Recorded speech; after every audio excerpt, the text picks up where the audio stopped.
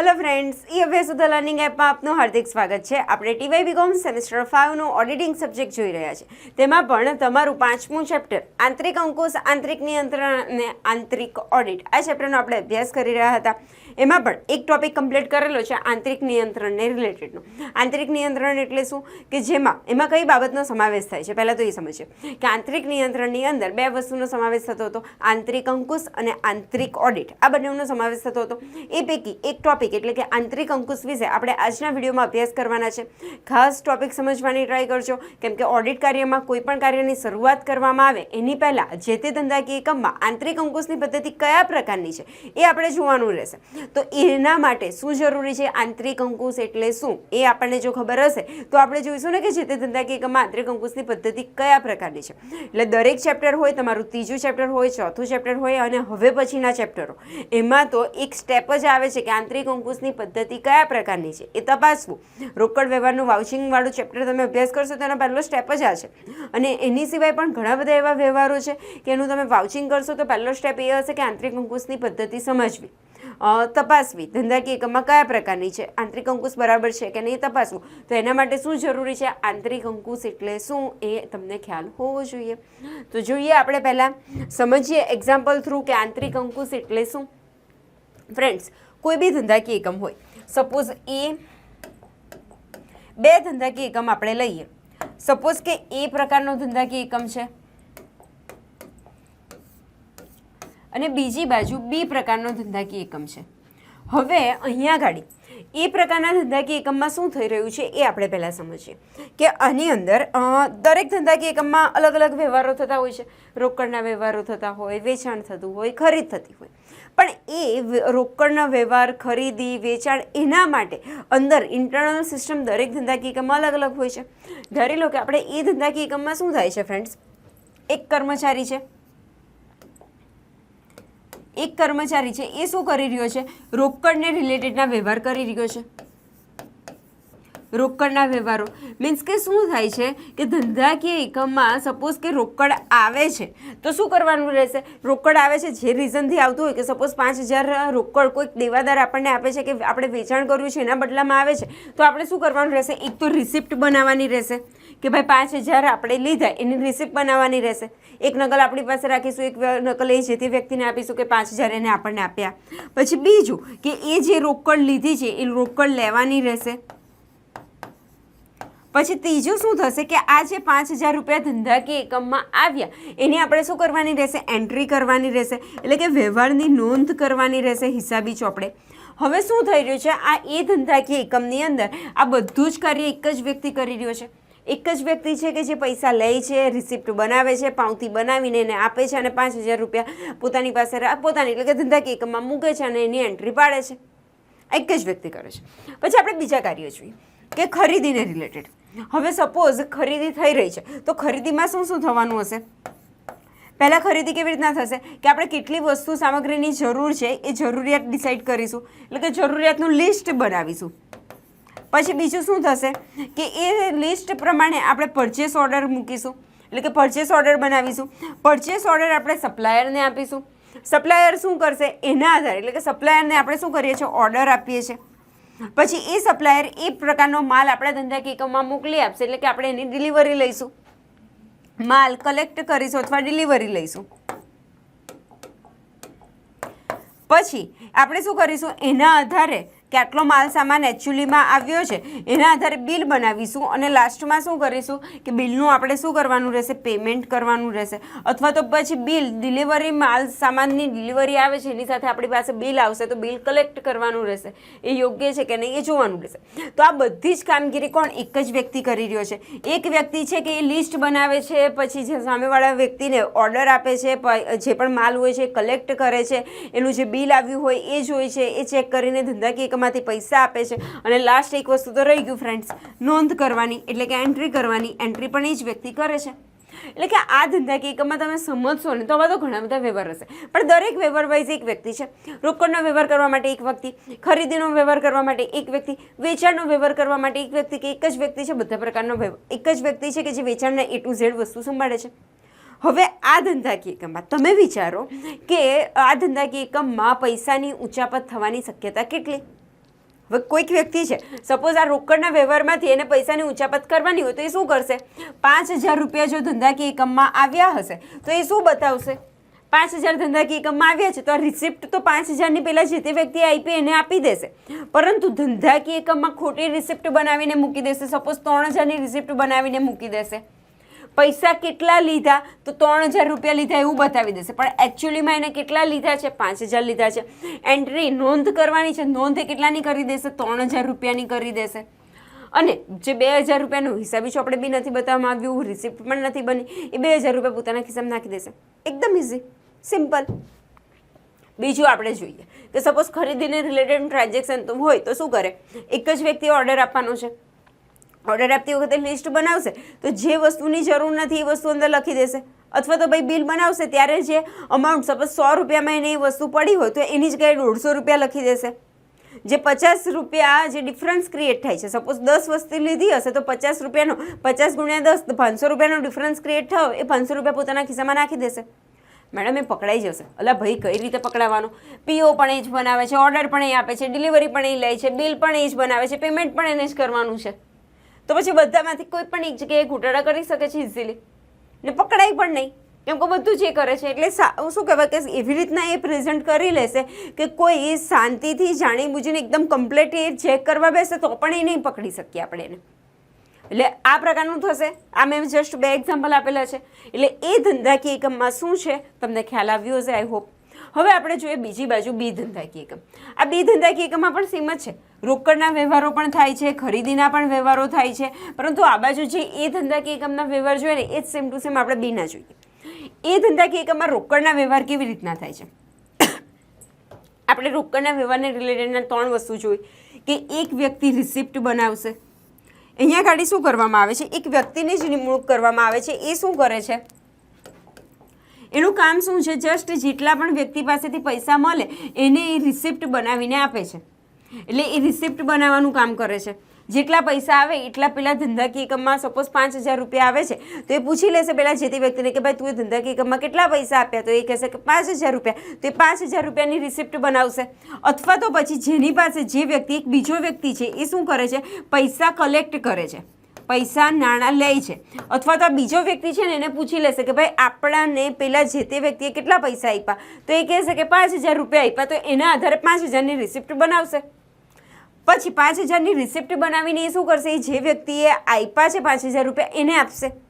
Suppose કે આ વ્યક્તિ ખોટો બોલ્યો હશે, 7,000 રૂપિયા આવ્યા છે ને એની જગ્યાએ 5,000 રૂપિયા બોલ્યો હશે સેકન્ડ વ્યક્તિ, તો એને 7,000ની જગ્યાએ 5,000ની રિસિપ્ટ બનાવી દીધી. પછી જે તે વ્યક્તિને આપશે તો તૈયારીમાં પેલો બોલશે ને, ઓલા ભાઈ તારા ધંધામાં મેં 7,000 આપેલા છે, તું હાનો 5,000ની રિસિપ્ટ બનાવે છે, બીજા 2,000ની બનાવીને આપ, એવું કહેશે જ નહીં રહો. એટલે ત્યાં ગાડી આવો એવો પકડાઈ જશે. હવે ત્રીજો જે વ્યક્તિ છે એ શું કરે છે? આ બંને વચ્ચે જે વ્યવહાર થયો એ વ્યવહારની નોંધ કરે છે કે 7,000 રૂપિયા આવ્યા અને 7,000ની રિસિપ્ટ બની. હવે પૈસા લેનાર વ્યક્તિ એવું કહેશે અને ત્રીજા વ્યક્તિને કે 5,000 આવેલા છે, 7,000 નથી આવ્યા. હવે જે પહેલો વ્યક્તિ છે એવું કહેશે કે મેં 7,000ની રિસિપ્ટ બનાવી છે. આ બીજા વ્યક્તિએ શું કર્યું ખબર? આવ્યા 7,000 રૂપિયા પણ 5,000 બતાવીને 2,000ની ઉચાપત કરી. એટલે એ શું કહે છે કે 5,000 જ આવ્યા છે. જ્યારે પહેલો વ્યક્તિ એવું કહેશે કે મેં 7,000ની રિસિપ્ટ બનાવી છે. એટલે બંનેમાં ડિફરન્સ આવ્યો, વેરિએશન આવ્યો. એટલે તૈયારીમાં પકડાઈ જશે કે બેમાંથી એક ખોટું બોલે છે. એટલે આ ત્રીજો વ્યક્તિ શું કરે છે? નોંધ કરે છે. હવે તમે કહેશો કે મેડમ ત્રીજા જ વ્યક્તિએ ભૂલ કરી તો? અલા ભાઈ ભૂલ કરી તો પૈસા તો આ લે છે, એ અકાઉન્ટની અંદર ભૂલ કરશે તો પણ એના હાથમાં પૈસા આવવાના છે. એના હાથમાં તો સ્કોપ જ નથી કે એ ચોરી કરી શકે. એ અકાઉન્ટમાં ભૂલ કરી શકે છે પણ પૈસા ચોરી જ નહીં કરી શકે. સપોઝ એ ભૂલ કરી દે, 7,000ની જગ્યાએ આ નોંધવાવાળો વ્યક્તિ અકાઉન્ટમાં 5,000 રૂપિયા લખી દે તો શું થશે? 2,000 રૂપિયાની ઉચાપત થશે? નહીં થાય. પણ મેડમ અકાઉન્ટમાં તો લોચા પડ્યા ને. અલા ભાઈ અકાઉન્ટમાં લોચા પડ્યા તો તમે જ્યારે રિસિપ્ટ અપાશો તો રિસિપ્ટમાં તમને ખબર પડશે કે 7,000ની રિસિપ્ટ બની છે, અકાઉન્ટની અંદર 5,000 રૂપિયા લખાશે. તૈયારીમાં એ પકડાઈ જશે. અહીંયા ગાડી શું થશે? પકડાઈ જશે. ભૂલ હશે તો ભૂલ પકડાઈ જશે, છેતરપિંડી હશે તો છેતરપિંડી પકડાઈ જશે. પરંતુ અહીંયા ગાડી જો 5,000ની જગ્યાએ 3,000 લખેલા, નોંધ કરવામાં બી 5,000ની જગ્યાએ 3,000 લખ્યા, અહીંયા તમે પકડી શકશો? નહીં પકડી શકો, કેમ કે નોંધ 3,000ની કરી છે. એકચ્યુઅલી 5,000ની કરવાની હતી પણ 3,000ની કરી છે, પણ રિસિપ્ટ પણ 3,000ની જ ક્રિએટ કરેલી છે. રિસિપ્ટ પણ 3000ની છે. એટલે તમે એઝ અ ઓડિટર જોશો, નોંધ 3000ની જોશો, રિસિપ્ટ 3000ની જોશો, તો તમે અહીંયા આગળ શું કહી દેશો? ઓકે છે. પણ ઓકે છે એકચ્યુઅલી નથી. જ્યારે અહીંયા આગળ તમે ઓડિટ કરવા જશો તો બંને રિસિપ્ટ અને નોંધમાં લોચા આવશે એટલે પકડાઈ જશે. એટલે ખ્યાલ આવે છે બી ધંધાકીય એકમમાં શું થઈ રહ્યું છે. આ જ રીતે આપણે બીજો એક ટ્રાન્ઝેક્શન સમજીએ. બીજો આપણે ખરીદીને રિલેટેડનો સમજીએ. ખરીદી વખતે શું થાય છે ફ્રેન્ડ્સ કે ખરીદીની અંદર એક વ્યક્તિ છે એ લિસ્ટ બનાવે છે કે આટલી વસ્તુની જરૂર છે. એટલે લિસ્ટના આધારે સપોઝ ધારી લો કે પરચેસ ઓર્ડર બનાવે છે. બીજો એક વ્યક્તિ છે એનો સિનિયર પરચેસ ઓર્ડરના આધારે જે તે સપ્લાયરને ઓર્ડર આપે છે કે આટલી વસ્તુની જરૂર છે. ત્રીજો વ્યક્તિ એ છે કે આ ઓર્ડર આપેલો છે તો સામે માલ સામાન તો આવશે, તો માલ સામગ્રી જે ધંધાકીય એકમમાં આવે છે એની ડિલિવરી લે છે અને ડિલિવરી સાથે બિલ આવશે તો જોઈ લેશે કે ભાઈ પરચેસ ઓર્ડરમાં જેટલું મંગાવ્યું હતું. હવે એક ચોથો વ્યક્તિ છે એ શું કરશે? સપોઝ એની સાથે બિલ આવે છે તો બિલ જોશે કે બિલ અને પરચેસ ઓર્ડર અને આ જે ડિલિવરી છે એ મુજબ બિલ આવ્યું છે કે નહીં. પરચેસ ઓર્ડરમાં કીધું હોય કે 100 ક્વોન્ટિટી તો એની જગ્યાએ 120 ક્વોન્ટિટી નથી મોકલી આપીને. એટલે કે આ બંનેને સમન્વય કરીને એ બિલ બનાવશે અથવા બિલ જોશે. પછી પાંચમો વ્યક્તિ એવો છે કે આ બિલ જે બન્યું છે એના આધારે શું કરે છે? પેમેન્ટ કરે છે.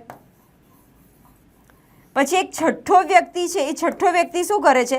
બિલ અને જે પેમેન્ટ એટલે કે ધંધાકીય એકમમાંથી પૈસા જશે એની જે હશે તે અને બિલ હશે તે એ બંનેને પેમેન્ટની જે પણ રિસિપ્ટ હશે તે અને બિલ બંનેના આધારે શું કરશે? ધંધાકીય એકમની અંદર નોંધ કરશે. આ પ્રકારનું થઈ રહ્યું છે. હવે અહીંયા ગાડી જે ડિલિવરી લેવાવાળો વ્યક્તિ છે એ સપોઝ માલ સામાનની ઉચાપત કરે.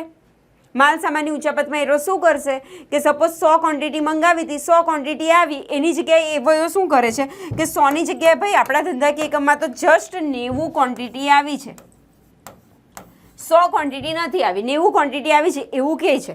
તો બિલ બનાવનાર વ્યક્તિ શું કરશે? 90 ક્વોન્ટિટીમાં બનાવી દેશે.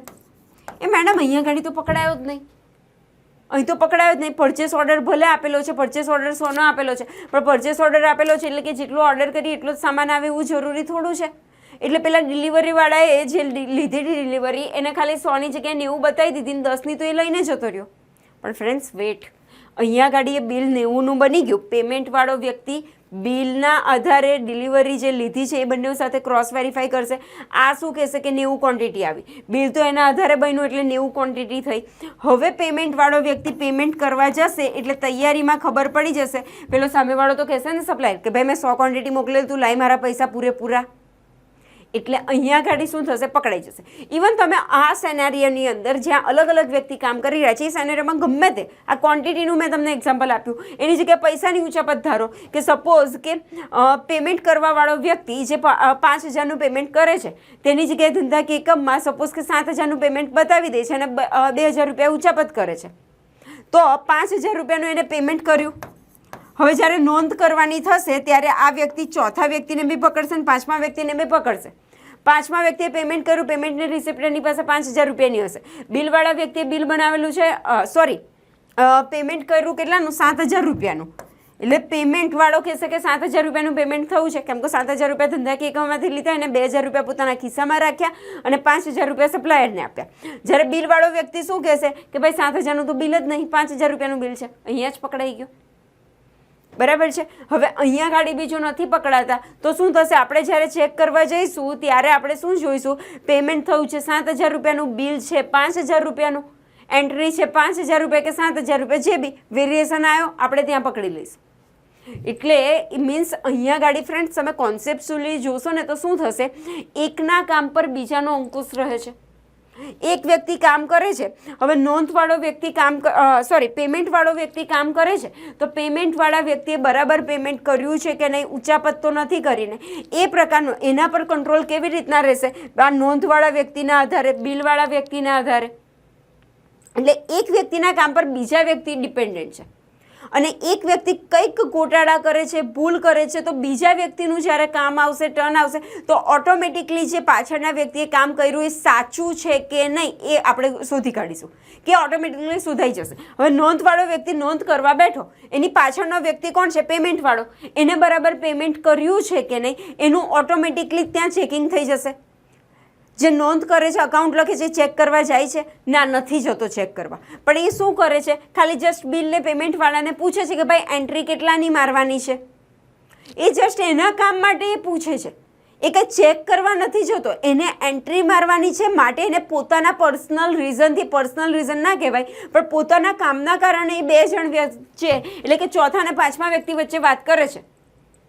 પોતાના કામની બાબતમાં વાત કરે છે ને એમાં આવ્યો પેમેન્ટવાળો વ્યક્તિ ભેરવાઈ જાય છે. એટલે કહેવાનો ભાવાર્થ એવો છે કે દરેક વ્યક્તિ પોતપોતાનું કામ કરતો હોય છે, પણ પોતપોતાનું કામ એ રીતે કરતા હોય છે કે જેથી કરીને બીજાના કામ ઓટોમેટિકલી તપાસાઈ જાય કે એને સાચું જ કર્યું છે ને ભૂલ નથી કરીને ગોટાળા નથી કર્યા. એટલે આમાં કહેવાનો ભાવાર્થ એ હતો કે આ બી ધંધાકીય એકમમાં છે એમાં કઈ રીતે કામ થઈ રહ્યું છે. એકના કામ પર બીજાનું કામ, એટલે બીજા એક વ્યક્તિ કામ કરે છે એનું કામ બીજા વ્યક્તિ દ્વારા તપાસાઈ જાય છે.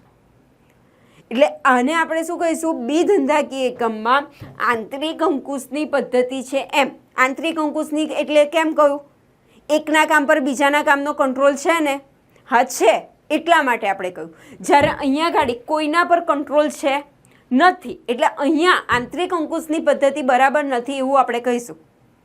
એટલે જ્યારે પણ તમારે કોઈ પણ આખા સિલેબસમાં કશે પણ આવે કે આંતરિક અંકુશની પદ્ધતિ ધંધાકીય એકમમાં કેવા પ્રકારની છે એ તપાસી લેવું, જોઈ લેવું. તો જો આ પ્રકારની પદ્ધતિ, આ પ્રકારની સિસ્ટમથી ધંધાકીય એકમમાં કામ ચાલતું હોય, એ કંપની પ્રકારની ધંધાકીય એકમમાં સિસ્ટમ હોય તો ત્યાં આંતરિક અંકુશની પદ્ધતિ બરાબર નથી એવું તમારે કહેવાનું. જ્યારે બી ધંધાકીય એકમમાં જે રીતે સિસ્ટમથી કામ કરે છે એ પ્રકારની સિસ્ટમ ચાલતી હોય તો તમે શું કહેશો કે આંતરિક અંકુશની પદ્ધતિ બરાબર છે. એમ એક ક્વેશ્ચનનો આન્સર તો મળી ગયો. હવે મને કહો આંતરિક અંકુશની પદ્ધતિ એટલે શું? તો જેમાં અત્યારે શીખ્યા તે સમજ્યા તે એક વ્યક્તિના કામ પર બીજા વ્યક્તિનો કંટ્રોલ રહે એને જ આપણે કહીશું આંતરિક અંકુશની પદ્ધતિ. આપણે ડેફિનેશન શું સમજીએ એટલે તમને ખ્યાલ આવશે કે આંતરિક અંકુશની પદ્ધતિ એટલે શું. આ તો તમને ખબર પડી ને? આઈ હોપ કે આ બંને એક્ઝામ્પલ તમને ખબર પડી હશે કે કોને આંતરિક અંકુશની પદ્ધતિ છે એમ કહેવાય ને કોને નથી એમ કહેવાય. ચાલો આપણે ડેફિનેશન જોઈએ. આંતરિક અંકુશની વ્યાખ્યા: આંતરિક અંકુશની પદ્ધતિ એ શ્રમ વિભાજનના સિદ્ધાંત પર રચાયેલી પદ્ધતિ. શ્રમ વિભાજનના સિદ્ધાંત પર રચાયેલી પદ્ધતિ છે એવું શા માટે કહ્યું? કારણ કે શ્રમ વિભાજન એટલે કે કામ, શ્રમ એટલે કે કામ, વિભાજન એટલે ભાગ પાડવા.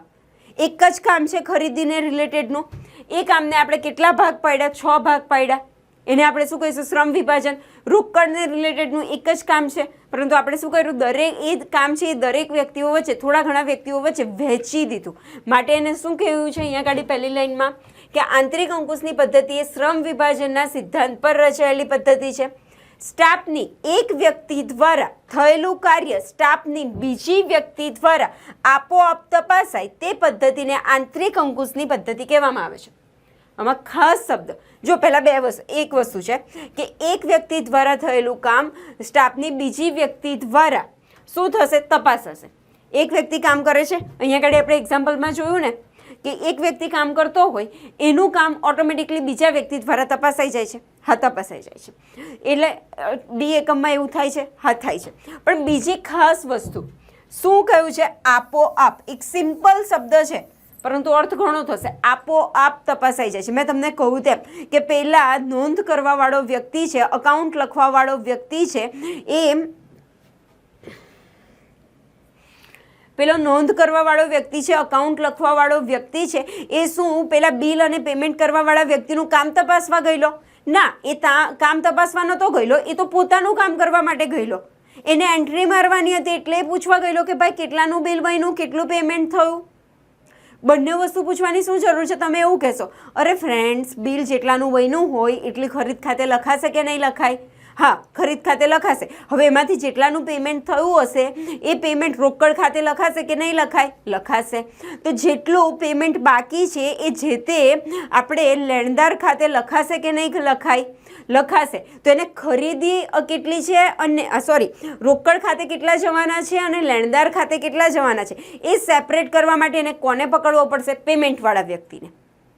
અને ખરીદી ટોટલ કેટલાની થઈ એને સેપરેટ એ કહેવા માટે એને કોને પકડવો પડશે? બિલવાળા વ્યક્તિને. સપોઝ ધારી લો કે બિલ ખરીદી થઈ છે આપણે 50,000 રૂપિયાની. એમાંથી આપણે ધારી લો કે 20,000 રૂપિયા આપણે કેશમાં આપી દીધા છે અને 30,000 રૂપિયા આપવાના બાકી છે. એટલે કે 20,000 રૂપિયાનું આપણે પેમેન્ટ કરી દીધું છે.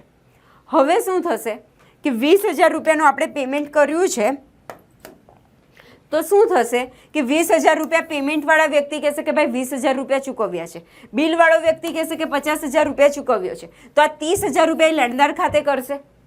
હવે આવું કરવા માટે બંને વ્યક્તિને પકડવા પડશે. તમારામાંથી કોઈને ડાઉટ થાય કે મેડમ અકાઉન્ટ લખવાવાળો વ્યક્તિ ખાલી બિલવાળાને જઈને પૂછી આવશે કે ભાઈ કેટલાનું બિલ બન્યું, કેટલાની ખરીદી બની, અને બિલવાળા વ્યક્તિએ જો ઊંચાપત કરી હશે તો પકડાય જ નહીં, કેમ કે એ કહેશે એ પ્રમાણે લખી દીધું હશે. ખબર પડી જશે ફ્રેન્ડ્સ, કેમ કે એને બંને વ્યક્તિને કમ્પલસરી પૂછવું પડશે. બિલવાળો વ્યક્તિ તો કેટલાનું બિલ બન્યું એ જસ્ટ કહેશે, પેમેન્ટવાળો વ્યક્તિ કહેશે કે કેટલાનું પેમેન્ટ થયું, એટલે બંને વ્યક્તિને એ રાય પકડવું પડશે, ત્યારે એની એન્ટ્રી પાસ થશે.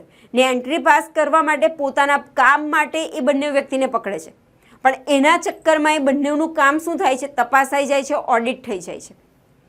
એટલે જોઈએ ડેફિનેશન ફરીથી કે સ્ટાફની એક વ્યક્તિ દ્વારા થયેલું કાર્ય સ્ટાફની બીજી વ્યક્તિ દ્વારા આપોઆપ તપાસાય તે પદ્ધતિને આંતરિક અંકુશની પદ્ધતિ કહેવામાં આવે છે.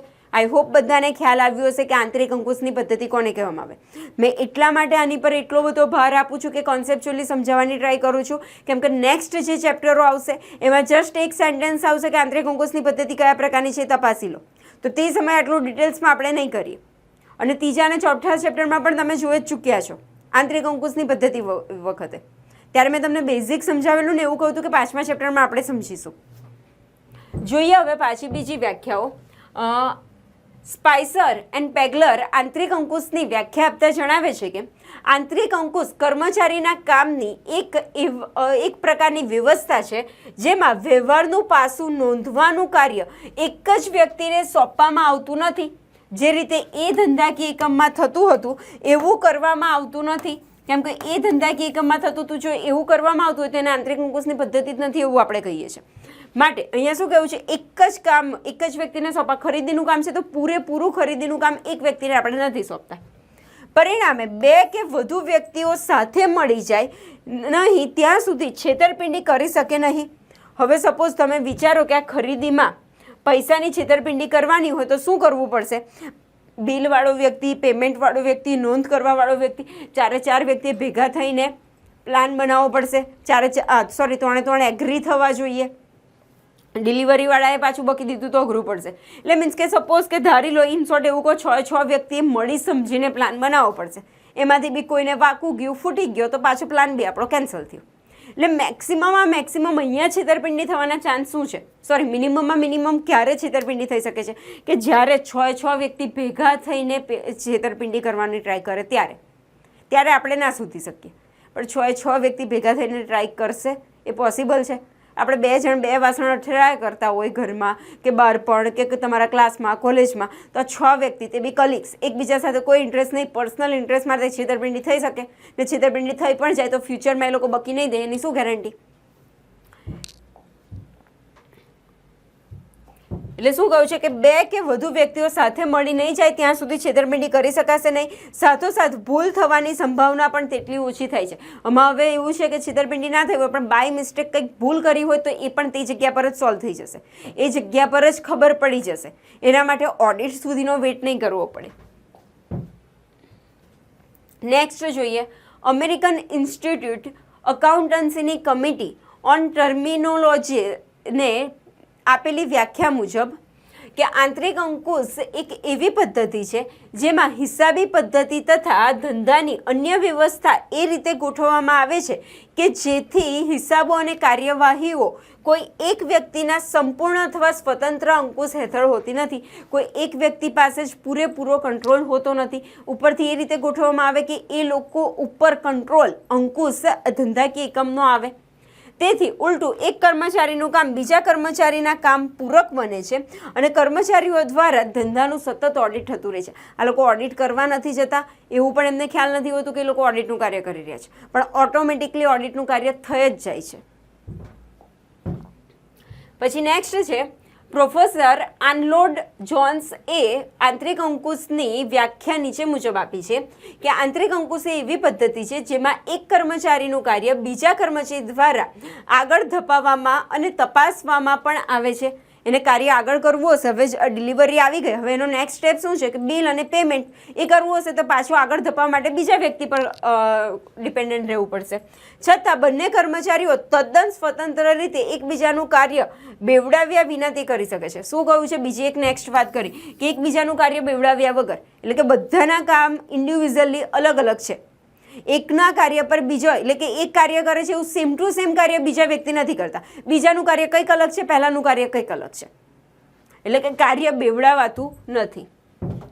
પછી નેક્સ્ટ જોઈએ, ડી પોલો આંતરિક અંકુશની વ્યાખ્યા આપતા જણાવે છે કે આંતરિક અંકુશ વસ્તુત સતત આંતરિક ઓડિટ છે. સતત ઓડિટ એટલે તો તમને ખ્યાલ છે ને, સતત ઓડિટ એટલે કે આખા વર્ષ દરમિયાન ચાલતું રહે. તમે ચેપ્ટર 3માં અભ્યાસ કરી ચૂક્યા છે. જે ઓડિટ આખા વર્ષ દરમિયાન ચાલતું રહે, જેમ જેમ હિસાબો લખાતા જાય તેમ તેમ એ તપાસાતું જાય. તો અહીંયા આગળ શું થાય છે? જેમ જેમ વ્યવહાર થતો જાય તેમ તેમ ત્યાં ને ત્યાં જ તપાસાતા જાય છે ને. એટલે શું કહ્યું છે? સતત ઓડિટની વચ્ચે એક શબ્દ નાખી દીધો, સતત આંતરિક ઓડિટ. સતત આંતરિક એટલે શું? ધંધાકીય એકમના કર્મચારીઓ દ્વારા જ તપાસવામાં આવે એને આપણે આંતરિક ઓડિટ કહીએ છીએ. પણ આગળ કયો શબ્દ નાખ્યો? સતત, એટલે કે સતત આખા વર્ષ દરમિયાન ચાલુ રહે છે ઓડિટનું કાર્ય. અને કોના દ્વારા? ધંધાકીય એકમના કર્મચારી દ્વારા. જે કર્મચારીઓ દ્વારા જાતે કરવામાં આવે છે અને જેથી એક કર્મચારીનું કાર્ય બીજા કર્મચારી સ્વતંત્ર રીતે શું કરે છે? તપાસે છે. પછી નેક્સ્ટ આપણે જોઈએ કે આંતરિક અંકુશની અત્યાર સુધીની જે ડેફિનેશન જોઈએ એમાં કયા કયા પોઈન્ટનો સમાવેશ થયો તે. અત્યાર સુધી વ્યાખ્યા પરથી એક સર્વમાન્ય વ્યાખ્યા નીચે પ્રમાણે આપી શકાય છે કે કોઈ ધંધામાં કર્મચારીઓના કાર્યની એવી વ્યવસ્થા છે, કોઈ પણ XYZ કોઈ ધંધાકીય એકમ હોય એમાં વ્યવસ્થા છે. કેવી વ્યવસ્થા? કે સર્વ કાર્યો અને જવાબદારીનું શું કરવામાં આવે છે? વિભાજન કરવામાં આવે છે. જેમ મેં પહેલાં કહ્યું તેમ શ્રમ વિભાજન એક જ કાર્ય છે પણ એમાં વિવિધ પ્રકારનું જે પણ કાર્ય કરવાનું છે એનું વિભાજન થાય છે. પછી ત્રીજું, કોઈ એક કર્મચારી હિસાબનું એક કાર્ય પહેલેથી છેવટ સુધી એકલો કરી શકતો નથી. પોતે જાતે પરચેસ ઓર્ડર આપવાથી લઈને એન્ટ્રી મારવા સુધીનું દરેક કાર્ય પોતે જાતે એકલો કરતો નથી. તેમજ સાથે સાથે એક કર્મચારીનું કાર્ય સ્વતંત્ર રીતે બીજો કર્મચારી શું કરે છે? તપાસી શકે છે. બીજી વસ્તુ કે તપાસાઈ પણ જાય છે ત્યાં ને ત્યાં જ. ટ્રાન્ઝેક્શન પૂરો થતાં પહેલાં જ પૂરો થાય, જેમ જેમ આગળ ટ્રાન્ઝેક્શન થતો જાય તેમ તેમ એ તપાસાતો બી જાય છે. ભૂલો, છેતરપિંડી અને અનિયમિતતાનો ઓછો અવકાશ રહે છે. અનિયમિતતાનો, ભૂલો અને છેતરપિંડીનો તો ઓછો અવકાશ રહે, એ તો તમને ખ્યાલ આવી ગયું હશે. અનિયમિતતાનો કેમ? હવે સપોઝ કે પેમેન્ટ કરવાવાળો વ્યક્તિ પેમેન્ટ જ નહીં કરે તો એની એન્ટ્રી વાગી શકશે? નહીં વાગી શકે. ઓર્ડર, સપોઝ કે પરચેસ ઓર્ડર જેને મૂકવાનો છે, ઓર્ડર આપવાનો છે, એ વ્યક્તિ ઓર્ડર જ નહીં આપે તો પછી બિલ કેવી રીતના બનશે? ડિલિવરી જ કેવી રીતના આવશે? એટલે કે એક વ્યક્તિ કામ કરશે ત્યારે બીજો વ્યક્તિ કામ કરી શકશે. એટલે એક વ્યક્તિ અનિયમિત હશે તો બીજાનું કામ અટકી જશે. એટલે શું થશે કે બધાએ round to round, point to point કામ કરતા જ રહેશે. નહીંતર બીજો વ્યક્તિ તૈયારીમાં બૂમો પડશે, ઓલા ભાઈ તું તારું કામ પતાય, મારું કામ અટકું છે તારી લીધે. એટલે આ વસ્તુ ધંધાકીય એકમમાં થશે. એટલે આઈ હોપ કે આંતરિક અંકુશની પદ્ધતિ એટલે શું એ તમને ખ્યાલ આવ્યો હશે કોન્સેપ્ચ્યુઅલી. વ્યાખ્યામાંથી જે વ્યાખ્યા તમને સારી લાગે એ મિનિમમ 2 વ્યાખ્યા કમ્પલસરી તમારે બધાએ મોઢે કરી લેવાની છે. ફરીથી એકવાર કહું, આંતરિક અંકુશની પદ્ધતિ એટલે શું? એકના કામ પર બીજાના કામ, એક વ્યક્તિ જે કામ કરી રહ્યો છે એનું કામ બીજા વ્યક્તિ દ્વારા તપાસાઈ જાય. તપાસ કરનાર વ્યક્તિનો ઇન્ટેન્સ એ નથી કે તપાસવા જાય, એ પોતાનું કામ કરવા જાય છે પણ ઓટોમેટિકલી તપાસાઈ જાય છે. આંતરિક અંકુશની પદ્ધતિમાં બીજું શું હોય છે? એક જ કાર્ય છે, A to Z કાર્ય કોઈ એક વ્યક્તિના હાથમાં નથી હોતું. અલગ અલગ વ્યક્તિ વચ્ચે આપણે વિભાજિત કરી દેવામાં આવે છે. એટલે આઈ હોપ કે આંતરિક અંકુશની પદ્ધતિ એટલે શું એ બધાને ખ્યાલ આવી ગયું હશે. હવે નેક્સ્ટ વિડીયો લેક્ચરની અંદર આપણે એના લક્ષણો, ઉપદેશો, જે વિવિધ ટોપિક અભ્યાસ કરવાના છે એ ટોપિકનો આપણે અભ્યાસ કરીશું. ત્યાં સુધી બધાએ કમ્પલસરી 2 ડેફિનેશન આંતરિક અંકુશની કમ્પલસરી મોઢે કરીને લાવજો. Okay, thank you friends.